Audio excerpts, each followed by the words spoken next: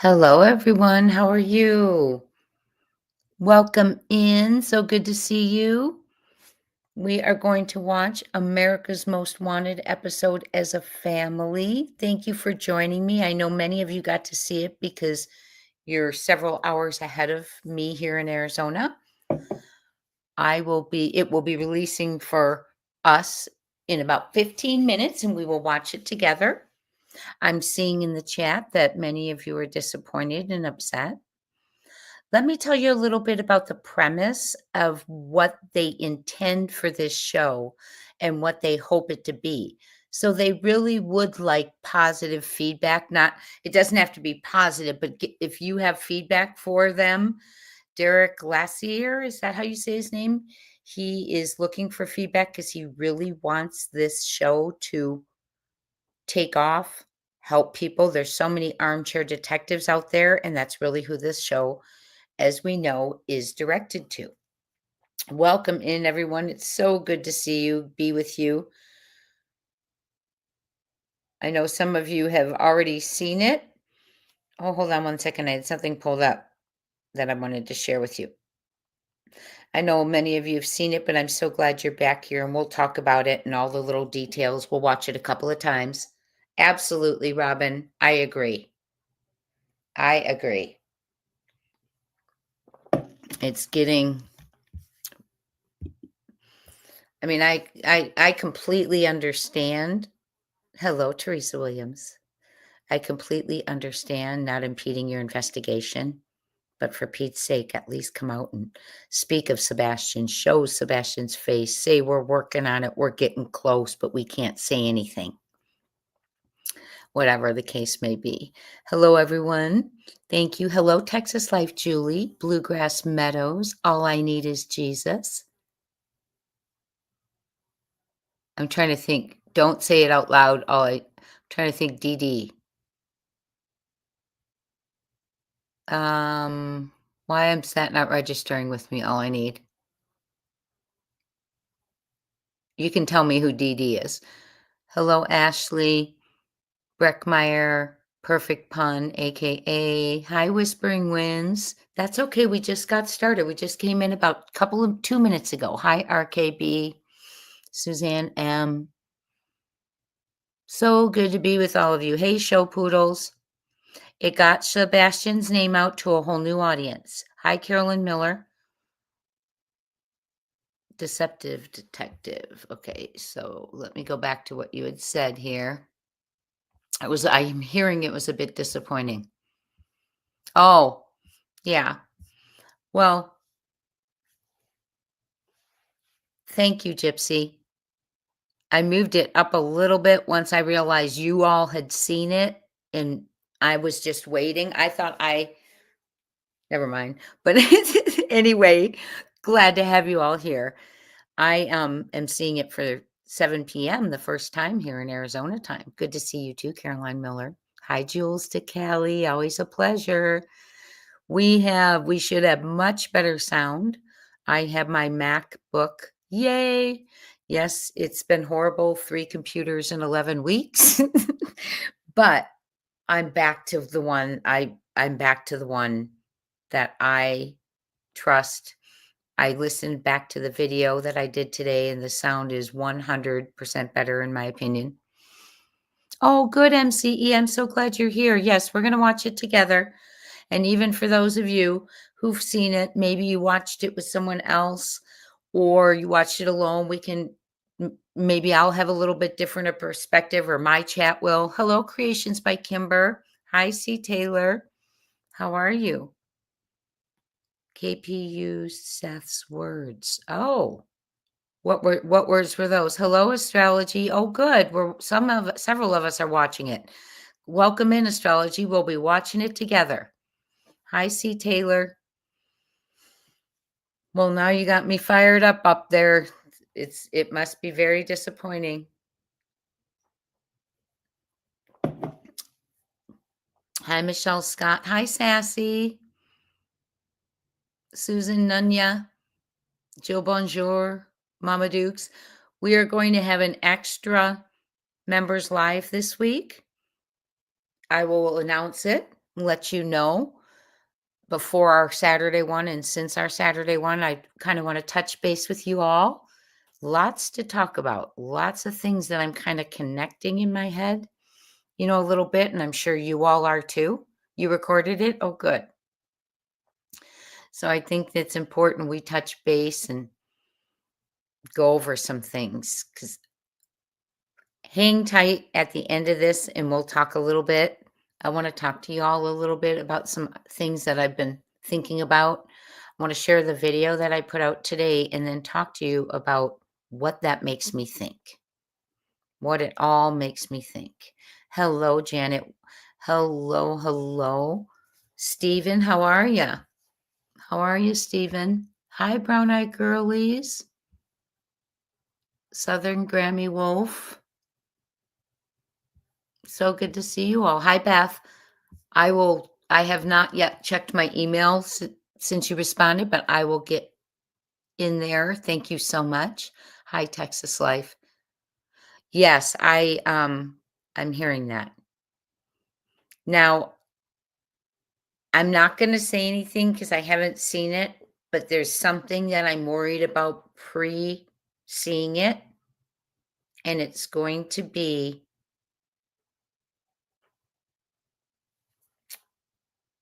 the, well, uh, one of the persons on the panel did a show on Sebastian, and their perspective was very different. We'll have to watch that together. But it wasn't accurate in my opinion, aligned. Thank you, Beth. I will get back to it. Thank you so much for doing so. So we are going to have it. Let me watch my, sorry you all, it sounds like a fly just flew in. Hi, Ida Anthony. Alcoholic, good to see you. Beth Leg, I so appreciate you getting back to me. Hello, hello. It seemed very sugar-coated. Oh. Mm. Rather than laying it out, the facts, the situation out there. Mm. Mm-mm. I do recall when I watched DL, Derek Lassiter, or however you say his name. He's a former, well, I think investigator, was with the FBI, different things that he's very, trained. He definitely said, in his opinion, the flashlights are something. But he kind of alluded when I watched his show several months back that it was Sebastian out there. So I'm hoping that didn't come forth today. Hi, hello everyone. Hi,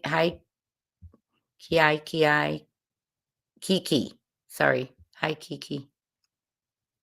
How are you doing? We all do care about him.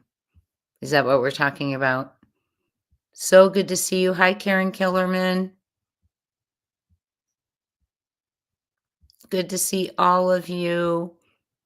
Yeah, we're going to talk afterwards.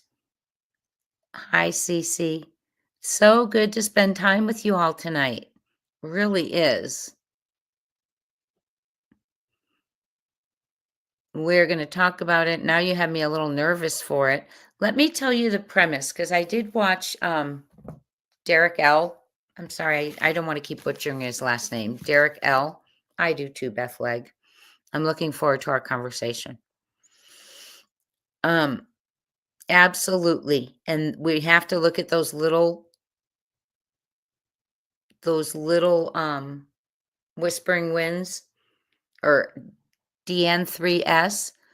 That's the silver lining. I haven't seen it yet, but nationwide. Now people will look up the names, right? We hope.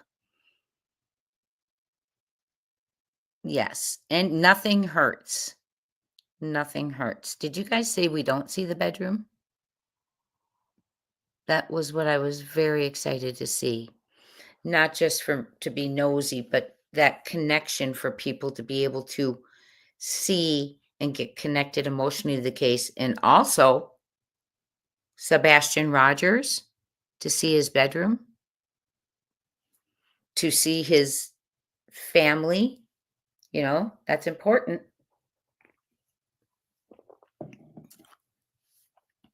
Yes, I do know that they chose not to interview in their own home for personal reasons.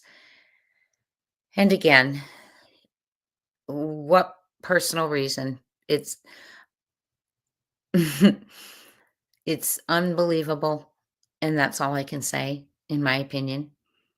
Every step of the way is like pulling teeth for cooperation, for not doing something weird or odd, all in my opinion. Okay?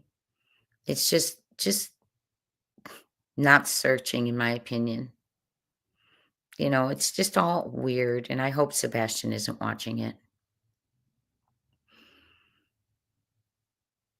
But, we're gonna watch this show. Let me tell you the premise. Derek L. said that this is America's Most Wanted Missing Persons, and it's gonna air before and then afterwards is the regular America's Most Wanted. I did hear they only mentioned the $50,000 reward. I heard that.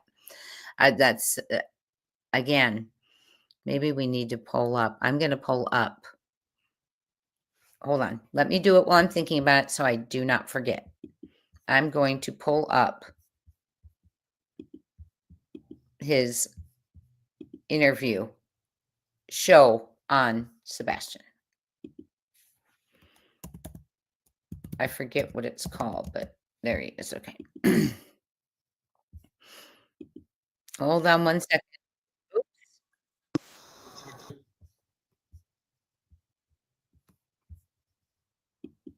Okay. So after this, we will watch Derek L's video. Now, there is also a podcaster on here that talks about foul play, is someone told me, but I don't know. I haven't seen it. So I'm looking forward to seeing it. No Bedroom Jay, maybe next week's show, in my opinion.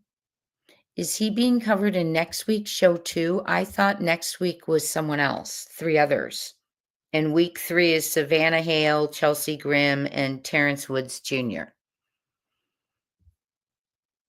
Joe Petito is on the panel next week of experts,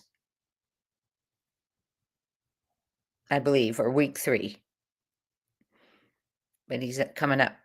So interesting. I'm interested to see. I'm very anxious. 3 minutes. Let me see if I have to push anything on here before.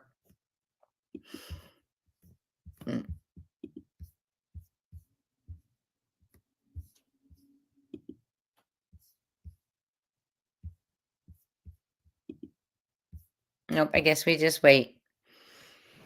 We just wait. So, did anyone do anything fun over the weekend that you want to share?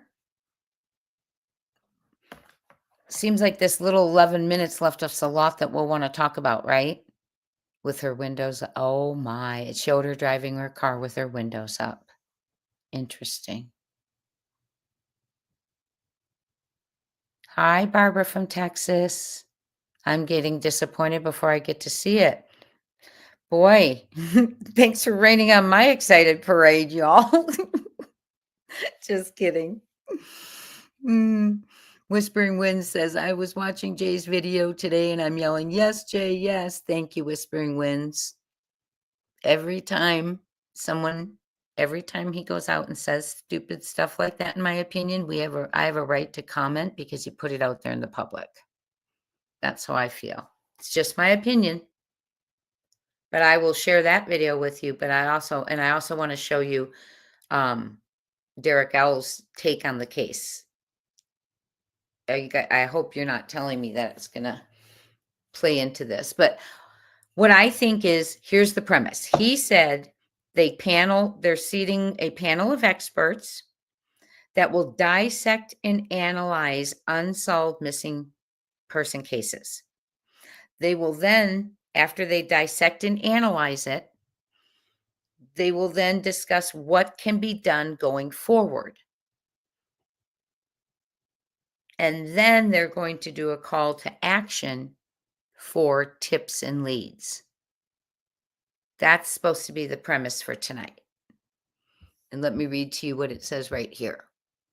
For those of you who watched it, is that what went down?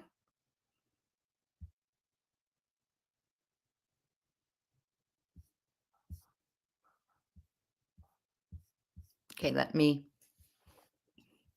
read the premise to you right here. All new format that centers on finding missing people, great idea, and reuniting them with their families. Each week, a panel composed of esteemed crime experts dive deep into analyzing various missing persons cases, and multiple panelists travel on location for a field investigation in hopes of gaining additional insight into the case under discussion. The host and panelists further urge fellow viewers to participate as armchair detectives by providing tips to help law enforcement find missing individuals and bring closure to families. And just so you all know, it's about to start. Just so you all know, the FBI's I'll give you that. I'll tell you all of that in a second. It's about to begin.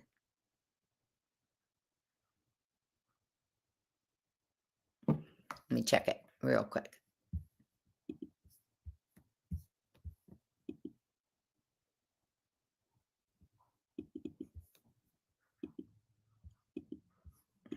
Mm-mm.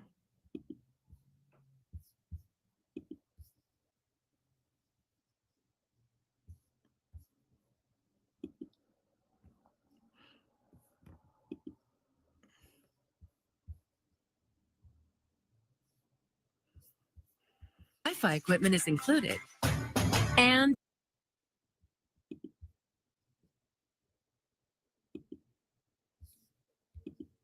boots on the ground. From America's Most Wanted, Callahan Walsh. She doesn't even know that she's a missing child. Gabby Petito's father, Joe Petito. Car was parked literally right here.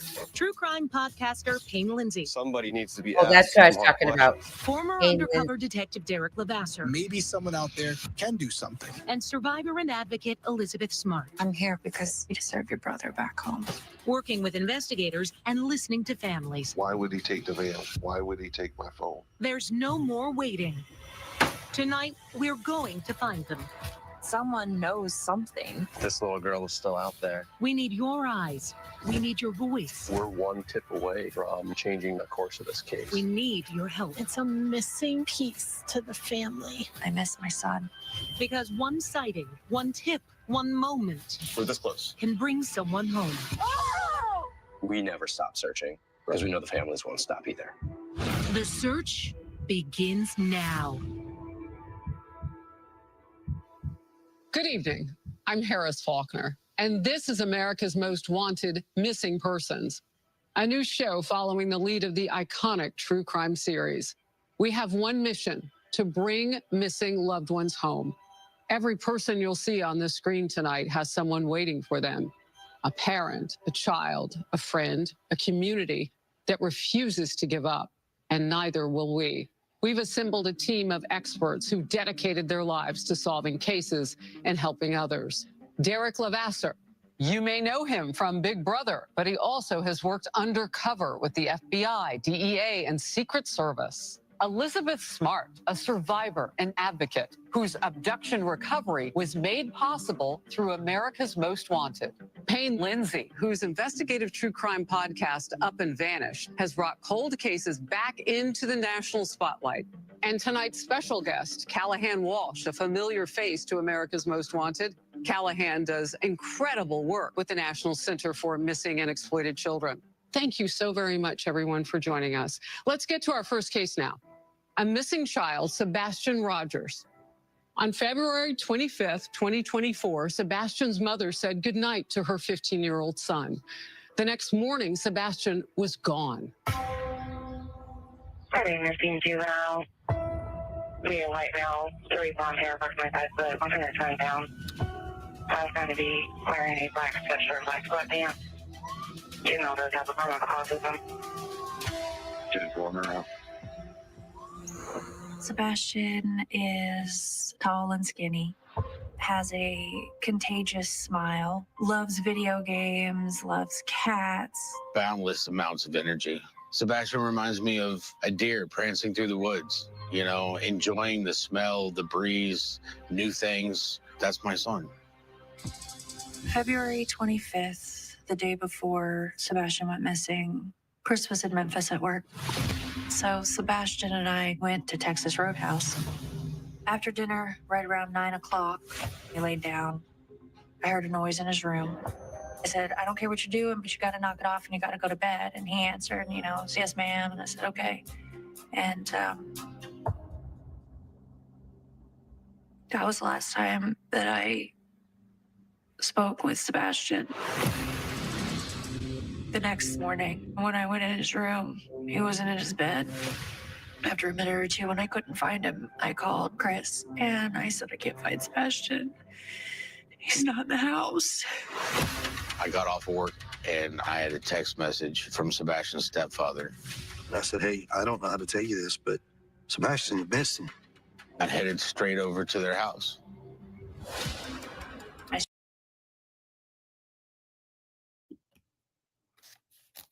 I've already caught a couple of things. Have you all? Oh my goodness. Okay. So just keep going on. I just wanted to let you all know. Very interesting that the very first thing in remembering that day is that Chris was in Memphis. Yes, there were other things that were said. Don't be mad. Yes, yes. Agreed. We're going to listen to it. We're going to listen to it twice. So right straight out of the gate, Linda, because again, we defend ourselves rather than it's my opinion. But it's a consistent pattern in this case. They came out of the gate and remember not wanting their last name given. Well, I'd give it to every human being in the world if my child was missing and it would help. I don't know, but I wouldn't have rules and boundaries. Let's keep going. Hi, Brandy. Hi, Real Me Too. Hi, Pippi.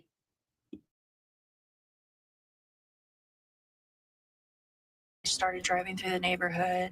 I was panicking. I was looking everywhere. Like, where is he? What happened? Did he go with someone? Did someone take him? By the time I pulled into the school, Christopher was already telling me to turn around because the authorities were on their way. They used helicopters, they used drones, they used ATVs, horseback. An extensive search didn't yield one significant lead or even a glimpse of the boy on any doorbell cam video. Days later, investigators combed through a landfill, still saying they had found nothing. We have nothing.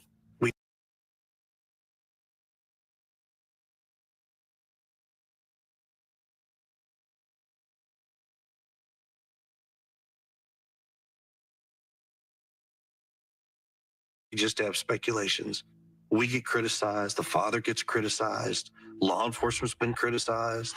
Online sleuths are really analyzing videos and creating their own theories. Sebastian is putting something in his pocket. Surveillance footage from a neighbor shows two people outside of Sebastian's house that night. Something happened. Tonight marks 1 year since Sebastian Rogers disappeared near Beach High School in Sumner County. My life is not the same without my son. He's not here, and he's somewhere. Someone has him. This year has been the worst nightmare I could have imagined to come alive. Just wants whoever has him, just give him back. It's my son.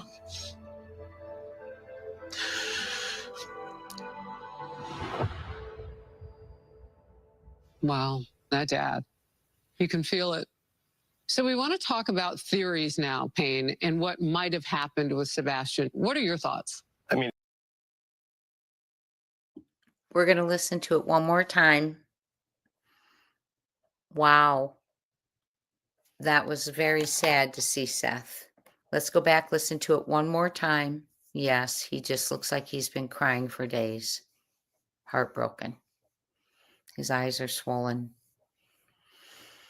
Wow. Okay. A lot to unwrap with that little bit. And yes, I see what you mean. It is disappointing. It's short, not quite a lot of info, but let's go back and let's watch that because there's going to be a lot of awareness. We can never diss awareness, but let's watch it one more time together.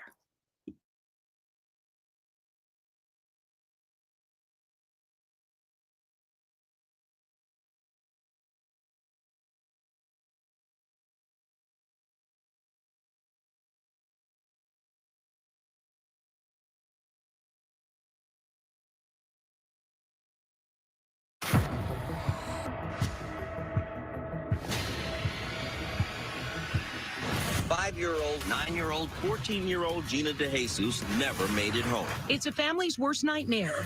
A son, a daughter, a loved one. We're doing everything we possibly can to help you. Gone without a trace. America's Most Wanted has brought justice and hope to families across America, helping to bring more than 65 missing children home. Thanks to some tipsters, Elizabeth Smart was recovered alive. Now we carry that legacy forward with a single mission: to bring the missing home. This hole in my heart where Chelsea's supposed to be. We've assembled a team to lead the search, boots on the ground. From America's Most Wanted, Callahan Walsh. She doesn't even know that she's a missing child. Gabby Petito's father, Joe Petito. Car was parked literally right here. True crime podcaster, Payne Lindsay. Somebody needs to be asked some hard questions. Former undercover detective Derek Levasseur. Maybe someone out there can do something. And survivor and advocate Elizabeth Smart. I'm here because you deserve your brother back home. Working with investigators and listening to families. Why would he take the van? Why would he take my phone? There's no more waiting. Tonight, we're going to find them. Someone knows something. This little girl is still out there. We need your eyes. We need your voice. We're one tip away from changing the course of this case. We need your help. It's a missing piece to the family. I miss my son. Because one sighting, one tip, one moment We're this close. can bring someone home. We never stop searching because we know the families won't stop either. The search begins now. Good evening. I'm Harris Faulkner, and this is America's Most Wanted Missing Persons, a new show following the lead of the iconic true crime series. We have one mission: to bring missing loved ones, missing and exploited children. Thank you. Aegis smile.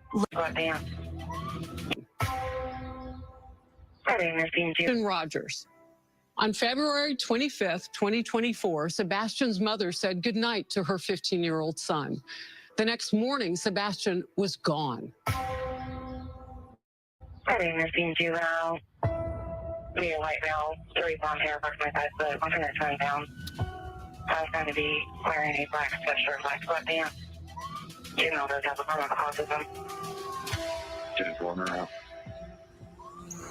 Sebastian is tall and skinny, has a contagious smile, loves video games, loves cats. Boundless amounts of energy. Sebastian reminds me of a deer prancing through the woods, you know, enjoying the smell, the breeze, new things. That's my son.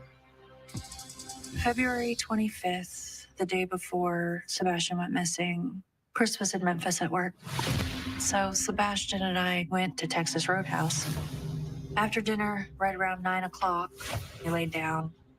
I heard a noise in his room. I said, I don't care what you're doing, but you got to knock it off and you got to go to bed. And he answered, you know, yes, ma'am. And I said, okay. And that was the last time that I spoke with Sebastian. The next morning, when I went in his room, he wasn't in his bed. After a minute or two, when I couldn't find him, I called Chris and I said, I can't find Sebastian. He's not in the house. I got off of work and I had a text message from Sebastian's stepfather. I said, hey, I don't know how to tell you this, but Sebastian's missing. I headed straight over to their house. I started driving through the neighborhood. I was panicking. I was looking everywhere. Like, where is he? What happened? Did he go with someone? Did someone take him? By the time I pulled into the school, Christopher was already telling me to turn around because the authorities were on their way.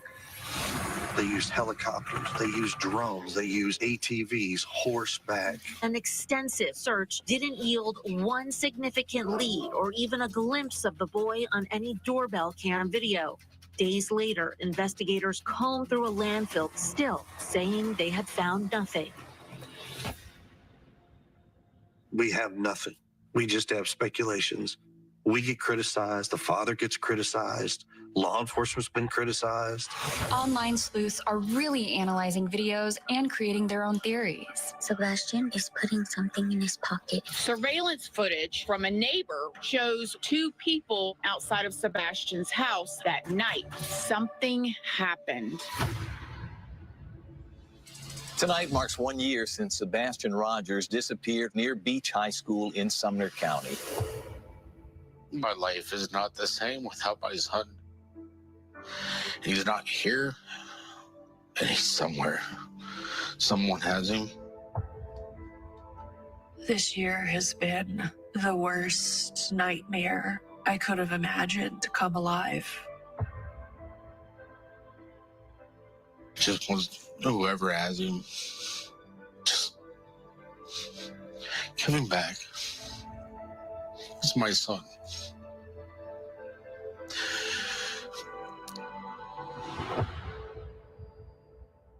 Wow, that dad. You can feel it. So we want to talk about theories now, Payne, and what might have happened with Sebastian. What are your thoughts? I mean, here's his house. They searched miles outside of that neighborhood for days. Helicopters on the ground. They even drained a lake. He's nowhere. I don't think Sebastian would have gone outside on his own. There's someone else involved here. Somebody who was familiar to him, but a stranger to everyone else. We also have to consider he could have left on his own volition. We know children on the autism spectrum tend to wander. According to the American Academy of Pediatrics, nearly half of all children on the autism spectrum will go missing at some point from their environment. Wow. But I think something caused him to flee his home. Was that into the open arms of a predator, or was there a roaming predator that just happened to see Sebastian walking down through the neighborhood?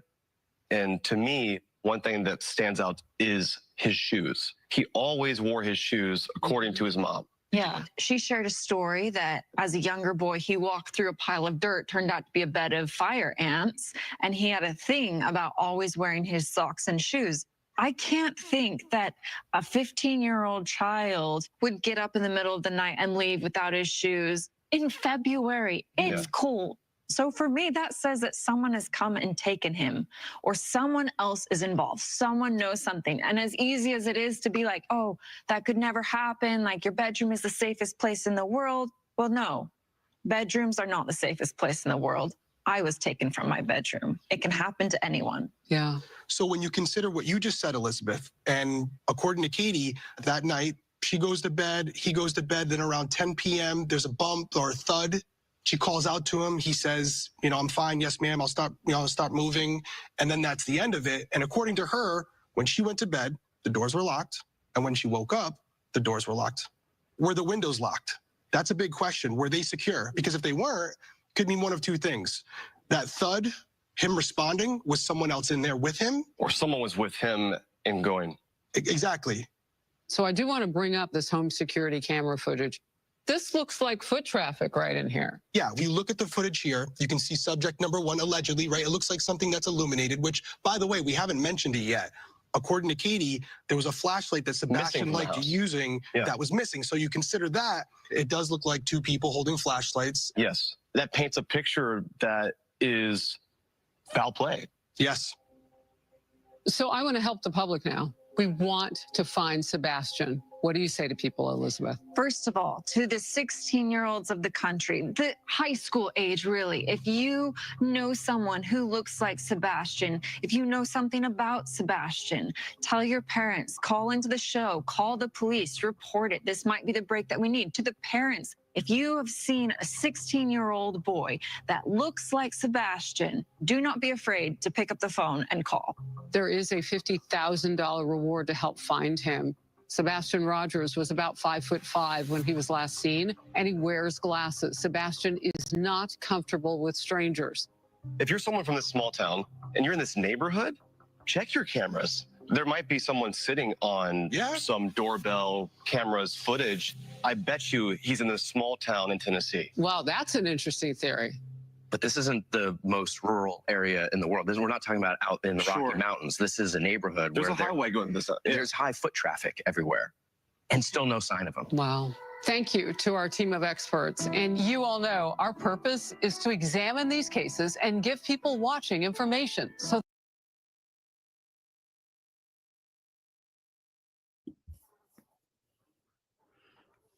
Yes, in my opinion, too.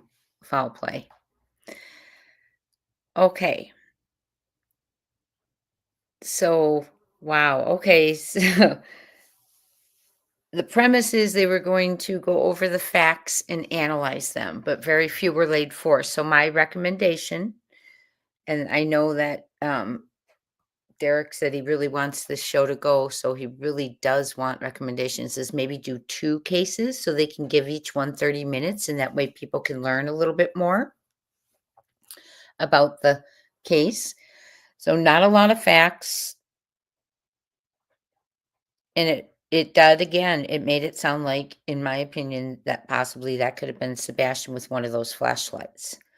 So, I do like, that's interesting that Payne, was that his name?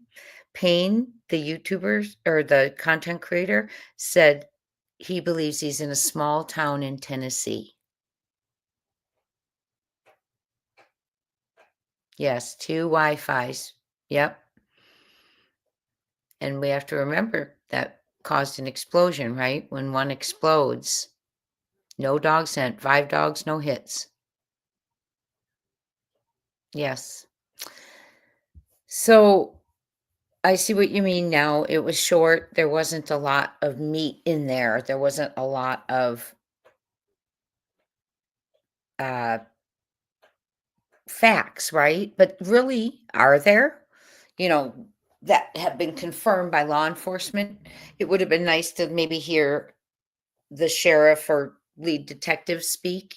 Well, I guess it's not that panel, right? That kind of thing. So Elizabeth Smart bringing up that she does not believe a 15-year-old would leave in the cold with no shoes on when he does not like fire ants. Then a good point is Derek L. said, were the windows secure? Because we have heard that on another channel, Sweetie Pilo said, she said that her source, and I trust Sweetie Pilo's source, Sweetie Pilo's information, she's a good channel, good source, that her source right in the neighborhood tells her the window was open. The dining room window was open. So that's interesting. We've heard no sign of breaking and entering and all that.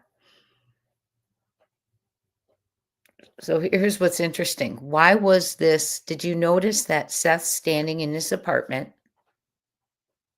with their normal life around him? Yes, we didn't get a view of the bedroom. Maybe because one family chose not to they chose not to air the other. I have no idea. But I would have loved to have seen it. I would have loved Sebastian to seen it if he's watching. But Seth, he's in his own place. You can tell he's in his own place. There's something hanging on the wall, a sketching of he and Sebastian. And then the Pfoots have carried photos with them and have them laying on an island. They're probably, in my opinion, in an Airbnb or something. And I think, yes, we all have a right to comment on that because it's right in front of our faces. And my opinion is that's weird.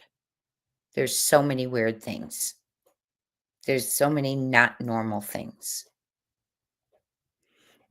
I watch her cry and I you know, you want to feel bad, but I can't because she doesn't search. She doesn't go searching. She's not beating down the doors at the police station saying what's going on.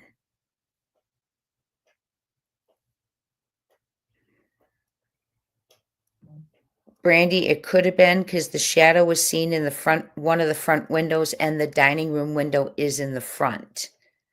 Now that came from Sweetie Pilo. She has a source that shared that with her.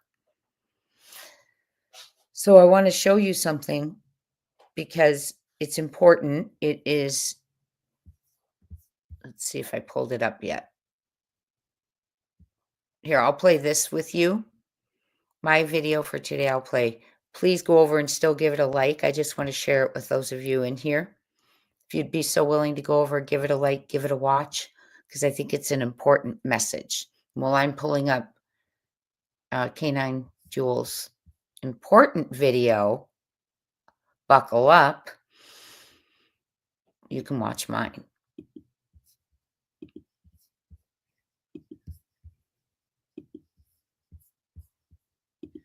The attention keeps going to him, on him, because he won't stop talking, in my opinion. This one, my friends, is something he posted that was shared on Facebook on April 11th. Christopher Proudfoot posted something that says, when a man accepts you and your child, that's not a stepdad. That's a father who stepped up. Respect that man. Lots going on with this message, in my opinion. First of all, when a man accepts you and your child, he is speaking to KP.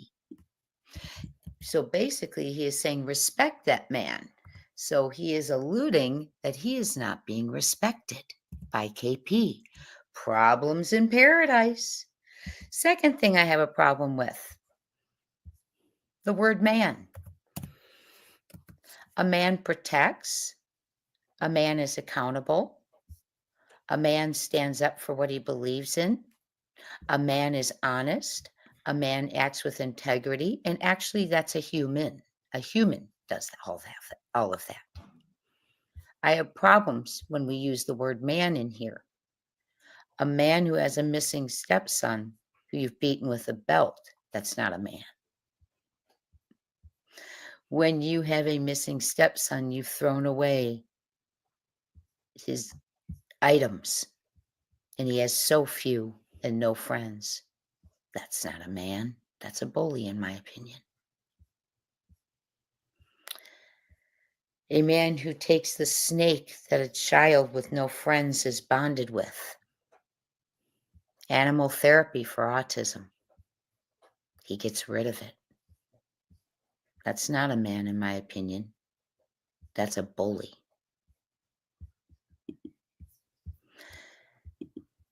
A man doesn't stand in the front yard calling a child on the autism spectrum the R word.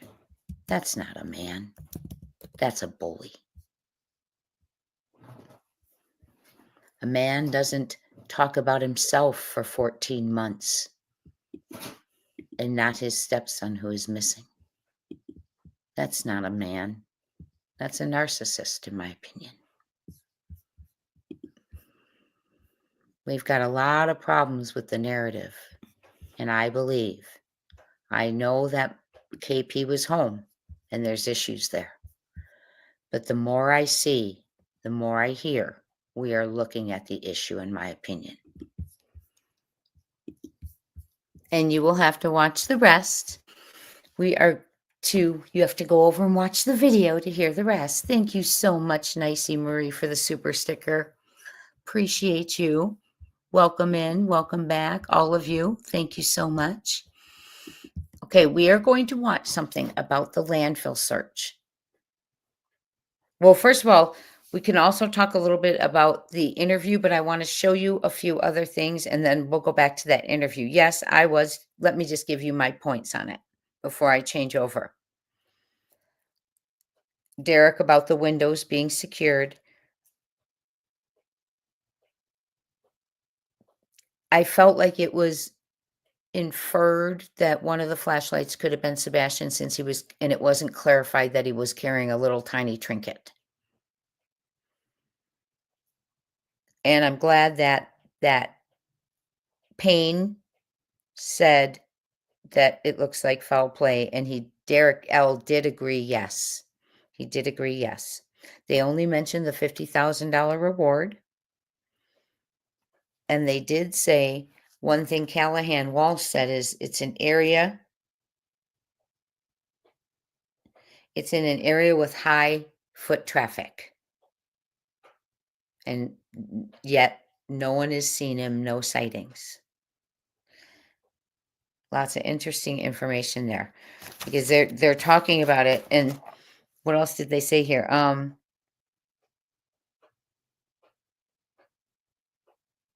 Oh, Seth, that was heartbreaking to see.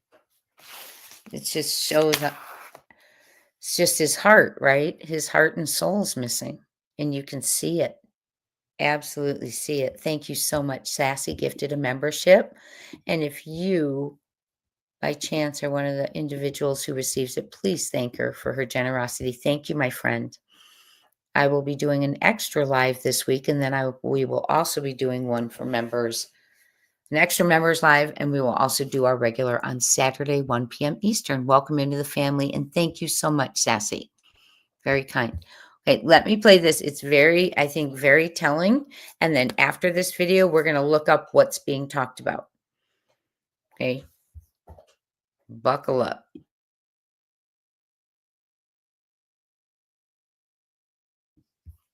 Full credit to K9 Jules. What's the name of her? Let me get the correct name of her channel. Just a moment.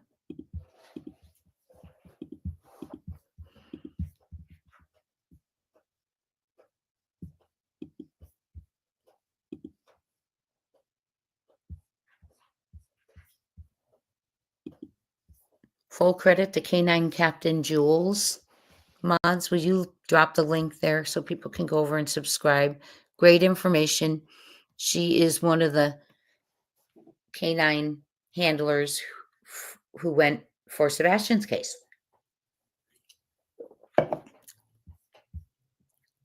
Very informative. You'll see what I'm saying when you hear her say it, what she's talking about. And let me take the banners down. Excuse me. I'll put them back up if we go there. Okay. There we go.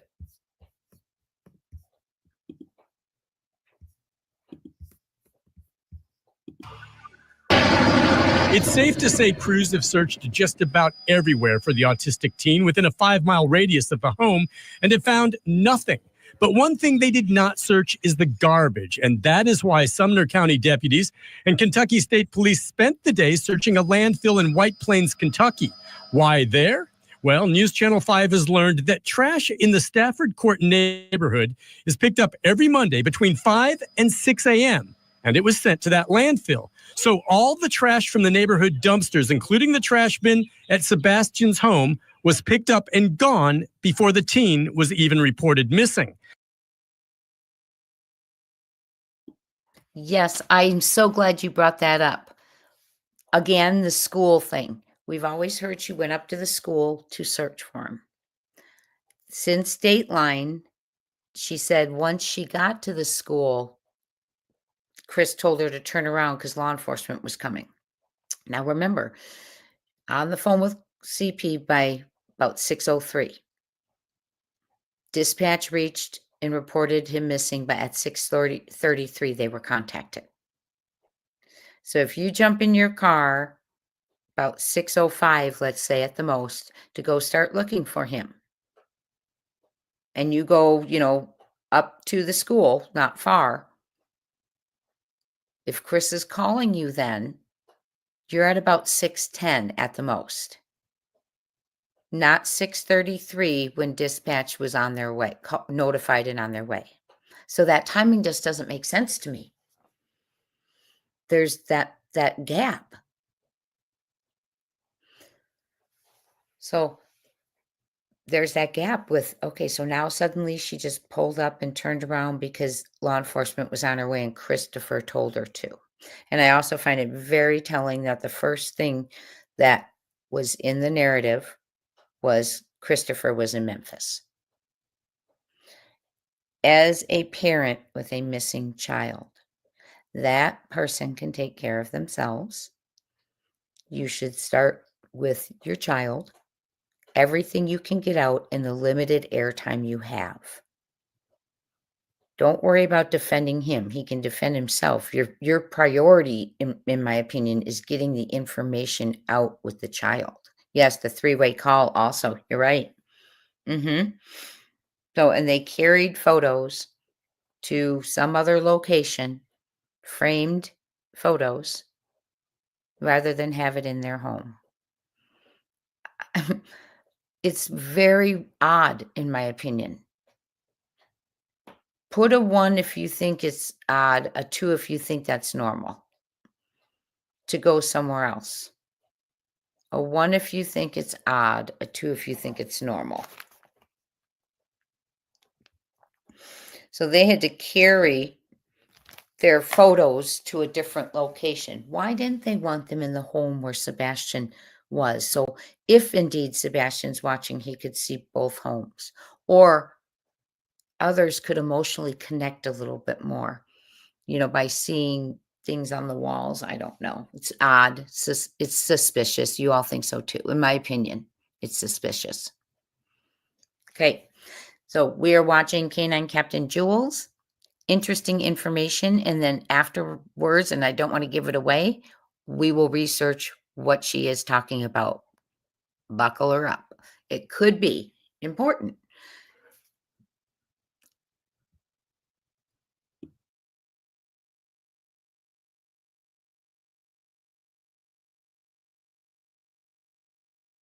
Officers are digging through trash and the landfill looking for any clues. They don't know what they'll find, but say the search is part of leaving no stone unturned. There's the possibility some evidence was disposed of in the trash. In the meantime, authorities were back at the family house today in the backyard, appearing to take photographs. No one is giving up on the search effort for Sebastian, but at the same time, authorities appear to be moving forward with a possible criminal investigation. They have named no suspects, and detectives say that Sebastian's family has been cooperative. As this investigation continues to evolve, authorities are still going through security camera video obtained from homes in this neighborhood, and they do continue to depend on tips from the public. In Sumner County, Nick Barris, News Channel 5. Nick, thank you. Anyone with information about this case is asked to call 1-800-TBI-FIND. Good afternoon, everyone. Hope everyone's doing well. This is going to be really, really quick. So for those of you who do not know, this is about missing teenager Sebastian Rogers. Sebastian Rogers was last seen on February 25th and was reported missing on the morning of February 26, 2024. Sebastian is 16 years old and is diagnosed with autism. Now, I know it's no secret. Everyone knows that there was a landfill search conducted during this investigation. However, I think a lot of people jump to the wrong assumptions when it comes to landfill searches. Everyone, or most people, automatically assume that if a landfill is being searched, that means that there was a deceased individual within the landfill. But those aren't the only kinds of searches that are done in regards to landfill searches. Now, foul play, whether it is or is not suspected, doesn't mean unaliving an individual. It could mean any type of malicious intent or activity, i.e. discarding of evidence, hiding anything. Foul play does not automatically mean unaliving someone, although that's the conclusion that a lot of individuals will jump to. Now, I want to be crystal clear in a couple things. I do not believe that Katie and Chris Proudfoot unalive Sebastian. I've never thought that, and I don't believe that at all. And obviously, I know Seth Rogers had absolutely nothing to do with his son's disappearance because Seth Rogers wasn't even there. Seth Rogers was at work, accounted for, and until I hear otherwise from law enforcement, I'm going to believe that's where he was at. And the same goes for the stepfather, Christopher Proudfoot. He put out that he was at work, and unless I hear otherwise from law enforcement, I'm gonna believe that's where he was. We won't know anything until law enforcement comes up with official statements on locations and alibis, so I think it's best that we all stop the speculation. The only thing we do know for sure is that Katie Proudfoot, Sebastian's biological mother, was with Sebastian in the house. the night he went missing. Again, I am not at all saying that Katie did anything nefarious to Sebastian. I'm just merely stating the facts that we know. Chris was at work, Seth was at work, and Katie was home with Sebastian the night he went missing. Those are the facts as we see them. Now, I am not a SAR, search and rescue individual. My certifications come through either agencies that back law enforcement or federal agencies or state agencies, so I cannot speak to SAR. However, it wasn't a SAR organization that got the search warrant for this. It was the Kentucky State Police, actually, and I have the sources for that.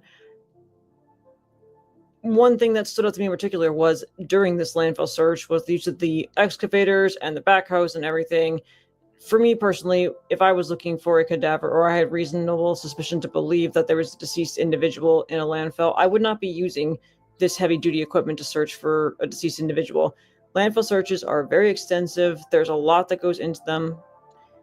And as the one canine handler did mention on the Nancy Grace podcast, which is no longer posted, he did mention that cadaver canines in particular are going to be hitting on every Band-Aid. They're going to be finding bones out there. So you need to collect everything. Band-Aids, tampons, wraps from wounds, you name it. You want to pull everything that the dogs hit on because you honestly don't know where that's from. It could be considered evidence. It could be from another individual. Landfill searches are very, very, very extensive, which is why a lot of teams use the conveyor belt method when doing searches. But I don't believe that cadaver dogs were the main reason for going to this landfill. I believe it was in regards to something else, i.e. electronics or evidence. Now I'm going to play for you an excerpt from my call with Chris Proudfoot, who is Sebastian's stepfather, and I want you to pay very, very close attention to some of the things that he says here. I mean, that PI, Heather, okay, showed up to my house when we weren't home. What? And walks on the property. There's 4 signs all around my property. No trespassing. The one in the front yard does state no trespassing.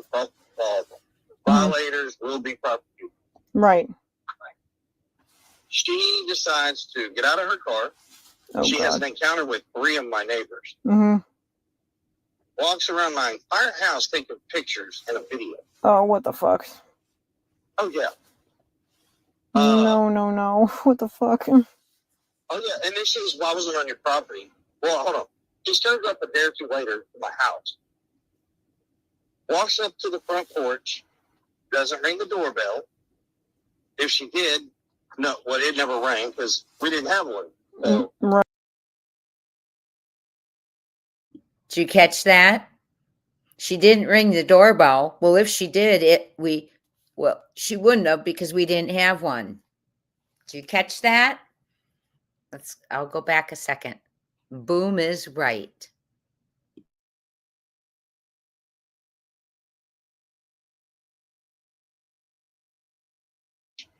doesn't ring the doorbell. If she did, no, well, it never rang because we didn't have one. So, Right. but my wife's boss and another coworker in the house, and we are upgrading our security system. Yeah. But she said, Now, I've heard so much back and forth, just speculation on whether or not cameras did exist inside the house between, I believe there was an interview with Nina where she said that she said to Chris, you have cameras in your house. I've also heard somewhere that Chris had cameras, was watching what Sebastian would sneak and eat in the middle of the night.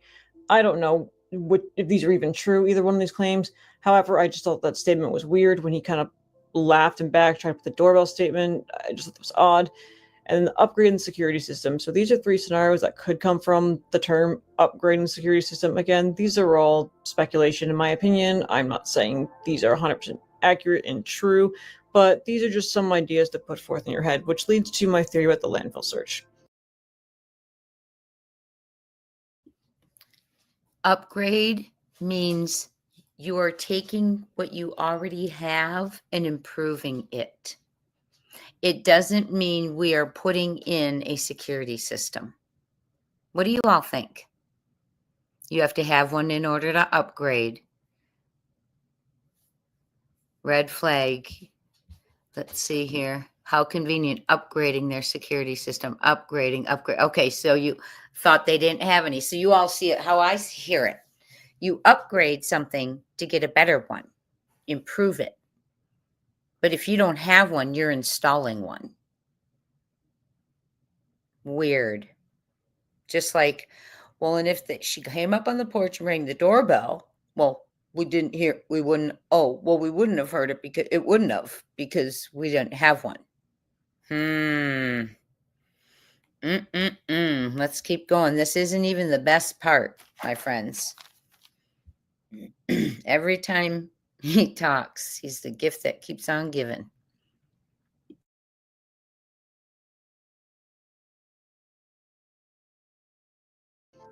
So I know there was speculation about the quote-unquote 2 different landfills that were searched, so this could be where the confusion stems from, because it looks like the trash was taken to a transfer station, which is, I'm assuming, an entirely separate landfill area, and then taken to there it was dumped. Now here I have highlighted the organizations that were there for the landfill search, and here they do mention canines. Now, me as a nationally certified canine handler, I'm going to admit I initially thought, hey, perhaps cadaver canines only were utilized for this. However, after looking into the Kentucky State Police, I discovered they have a whole another different type of canine there also, and that is the electronic device canines. And I'm going to show you a picture of a couple of them here. Kentucky State Police does have 5 of these as of when this article was published. They may have some new additions now, but I just find that interesting. And again, all in my opinion, everything that's been weird with this whole thing with the security system and the lights and whatnot, and my conversation with him, it just, some things for food for thought, some things to think about. Now, we do know that a search warrant was obtained based off of what we've been told by the Kentucky State Police spokesperson. I found this interesting.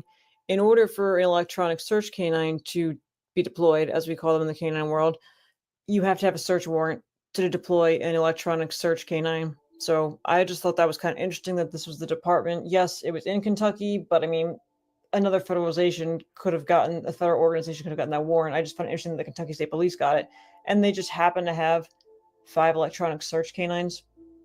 I don't know. I found that really interesting. And for those of you who don't know, it was an electronic search canine who took down the infamous Jared from Subway. So, yeah. Mr. 5 foot long, taken down by a canine.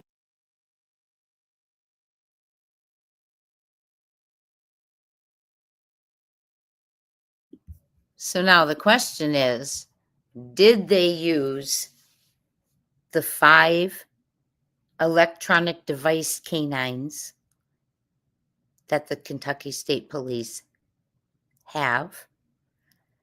Did they have the Kentucky State Police issue the search warrant because they had those? Because she said anyone could have done it. Or was it just they were having them do it because of the location, and then found out they were needing electronic device canines? Because interesting point brought up. Would you use those big old diggers if you're looking for a cadaver? Now, I know in the Michael Vaughn case, they had one in the backyard, but I think they were going very methodically and carefully. So I don't know. The word upgrading, yeah, that is improving what you have. I can't upgrade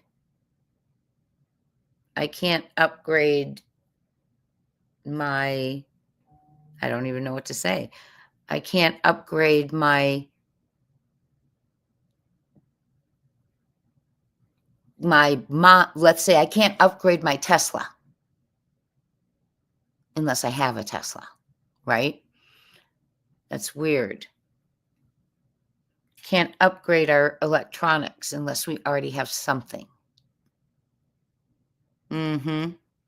Every single time. I really hope that law enforcement listens to, well, I'm sure they'll listen to this one for sure, but, well, this one's different though, but I hope they hear all this stuff, because it's very telling. Let's go ahead and continue on. I want to look up what she said. Electronic device canine. Is that what hit at the landfill? Did anything hit? We don't even know if they used them. Canine Captain Jules was putting some things together for us, and we're going to look at it. But we do not know if they used them or if they got a hit, just to let you all know. Okay. Electronic device canines. Let me look it up real quick.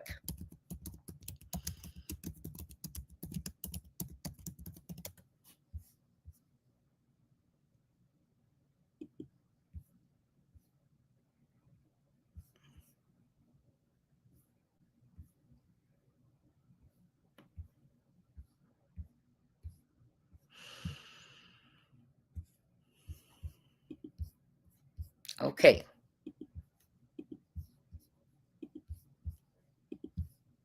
Canine units have been used. We know that. Let's see. Hold on. Let me get to the electronic part. Oh, in the 1880s, bloodhounds were used to find Jack the Ripper. Okay, dogs that undergo electronic storage detection training can sniff out the chemical compounds found in electronics. Everything from small SD cards to your cell phones has these chemical compounds. Whoa, whoa, whoa, whoa, whoa. Remember one of the audios, the alleged audios said to do something with the wipe off the flashlight and get rid of the SIM cards? Is that what it was?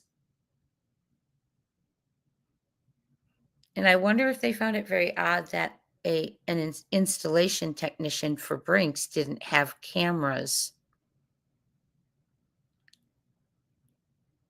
I don't know, but very strange. Let's keep looking. Let's keep reading this. That's interesting, though. What? So they were looking they could have been looking, like we've talked about, maybe for security cameras, phones, SIM cards, anything like that electronic as well.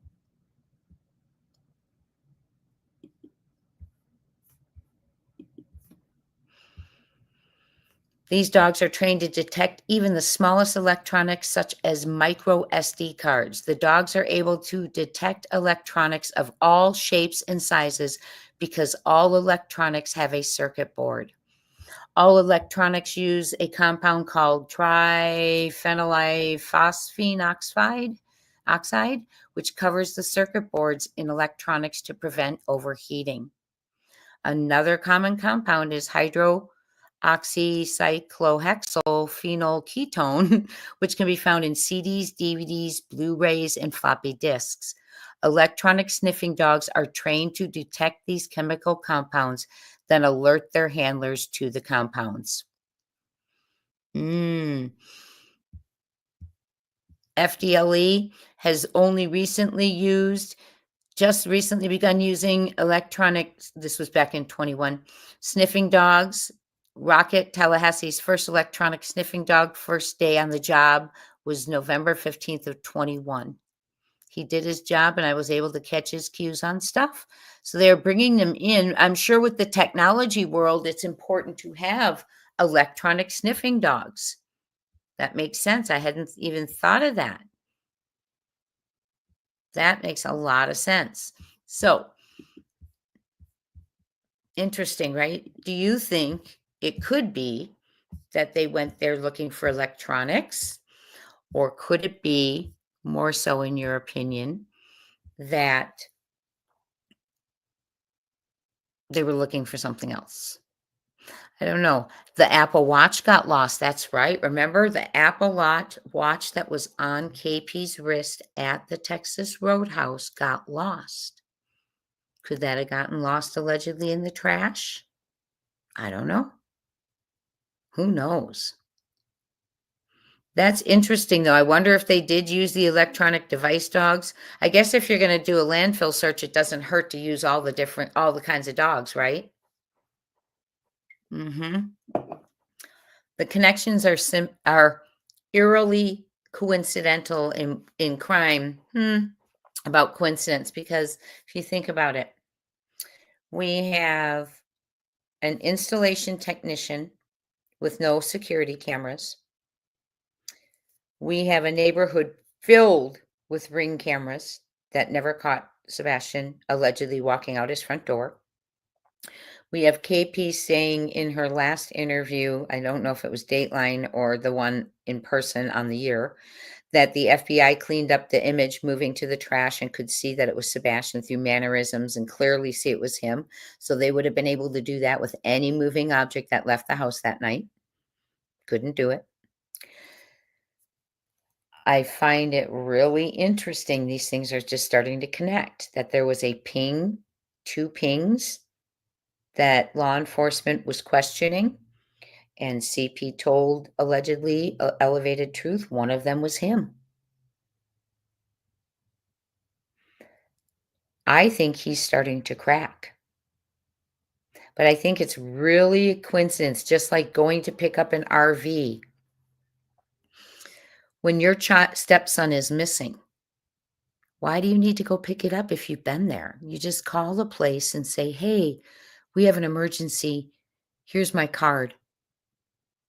Right? You don't leave for whatever it was, 17, 20, whoever knows anymore how long it was, but why would you do that? And then to not go alone, which means you're pulling the rest of the support system away. Lots of stuff that's really, really interesting. So I think the electronics thing, the electronic canine could be onto something. Because boy, for people like, for instance, he has toys, CP does. He's got his motorcycles, he's got his fifth wheel, he's got his truck.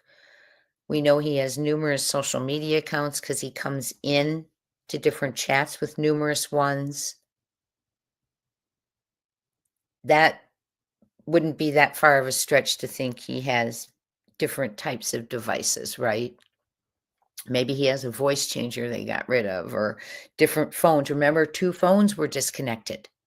That doesn't mean that it was like 2 non-related to anything that occurred and just an ultimatum.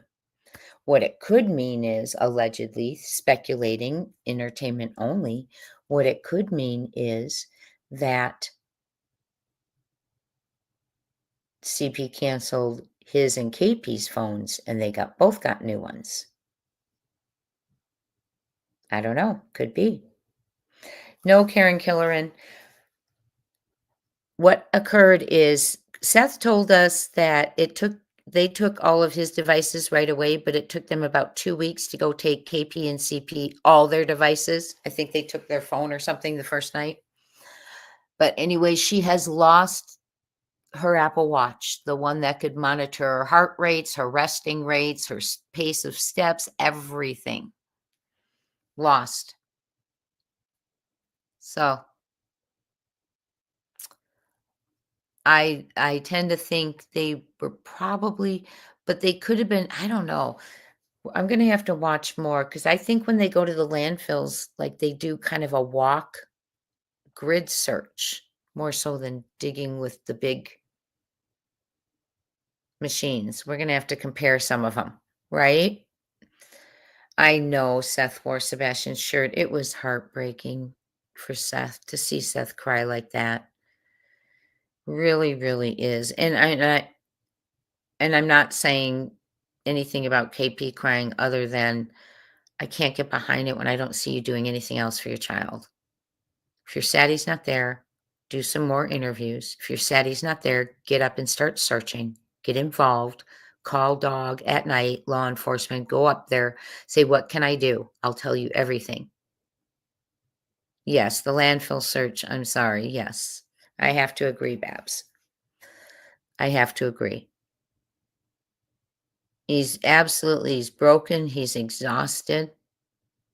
And instead of having, it takes 2 people to make a child, but doesn't necessarily mean it takes 2 people to care for and raise a child.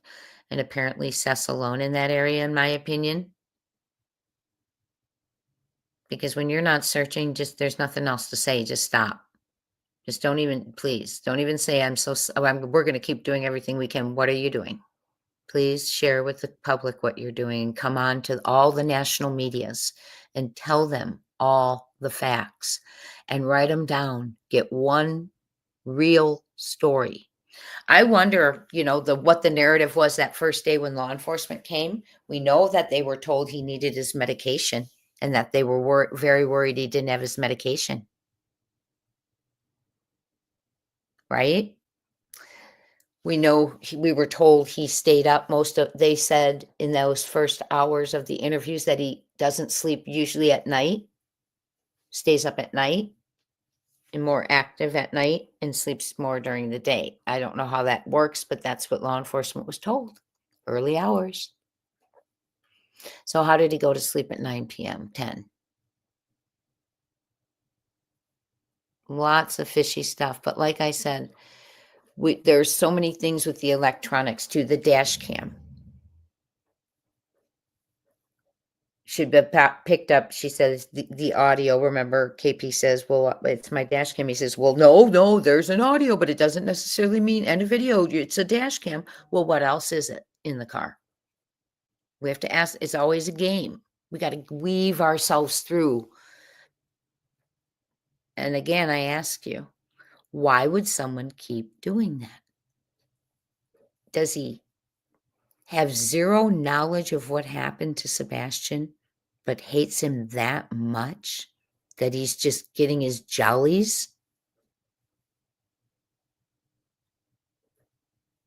Right? Or does he have knowledge and he's defending himself? I mean, the way he talks, nothing's the same. Everything's games and missing. It's very confusing. I'm waiting for law enforcement to step forward and close him up. And so is the community now. They have had it since his explosion. And there's, like I keep saying, elections coming up.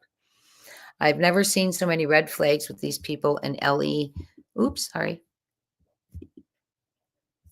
And Ellie has no one in custody. Shame on Ellie. They should have had Katie in custody since the day they said the neighbor's cam image of the lights in the car. I agree. And that was day 1 or 2. They were looking at it in the command post, allegedly. And then Lori, her friend, not being mentioned ever. And she was there. Lori has a son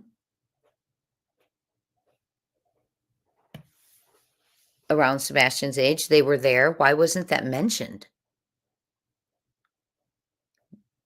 They also stopped at another Sebastian, and she also stopped at another friend's house. Why wasn't that ever mentioned in the narrative? Why is this? Why doesn't that concern law enforcement? I don't know. If they're looking for, oh, Brandy and Indy, that's funny. You can't make up, well, you can't make up Miss Bobby. She did an interview face to face, right? They'll say anything they can. But anyway, the point of the matter is, I think possibly it could be electronics they were looking for, but do I think they did a thorough search there? Absolutely not. Just like the flyers, they didn't. Lead detective, this is his only case apparently, and he did not fix that or encourage anyone else to of the date last seen. Thank you so much, Holly S., for your super sticker. I so appreciate it. Thank you, thank you.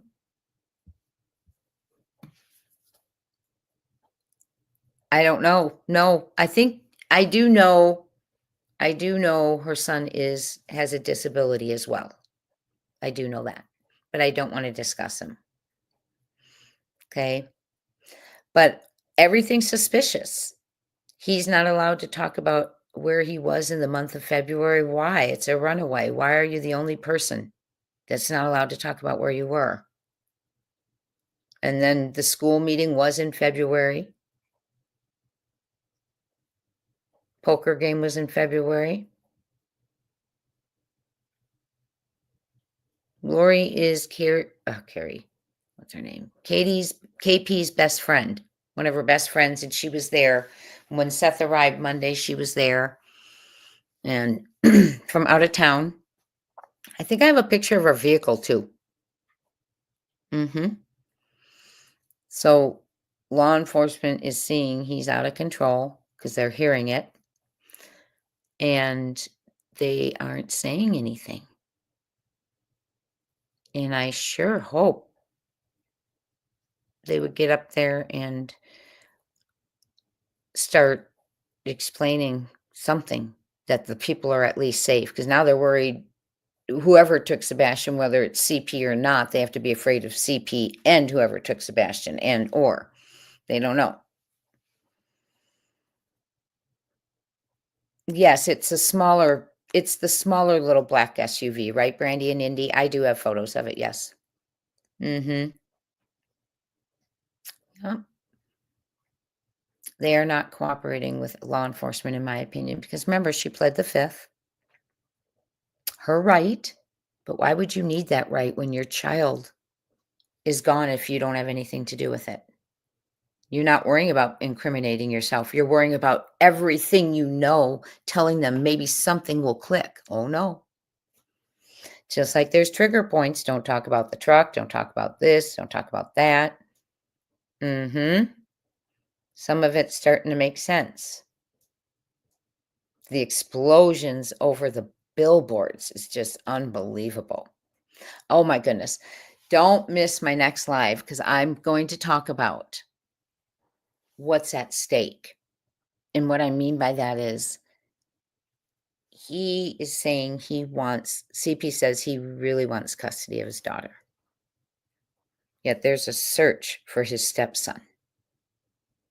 Now, what's so high at stake in that search for his stepson that he would go ballistic numerous times, making threats, vile comments, horrible statements, vulgar, where he knows the custody judge will hear?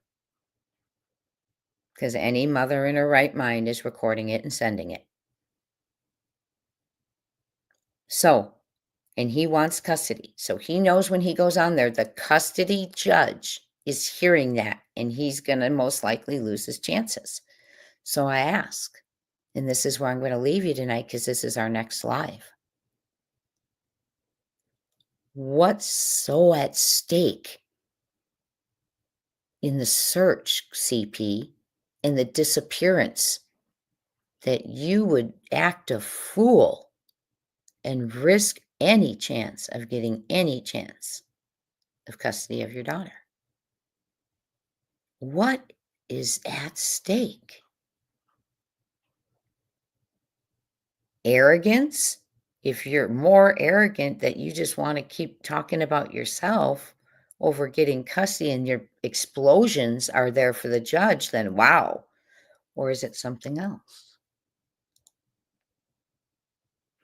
Is there more at stake that there's a need to defend in this circumstance and obstruct and mislead and threaten and cuss and be vulgar, no matter what, at what cost, even if you know the custody judge is listening?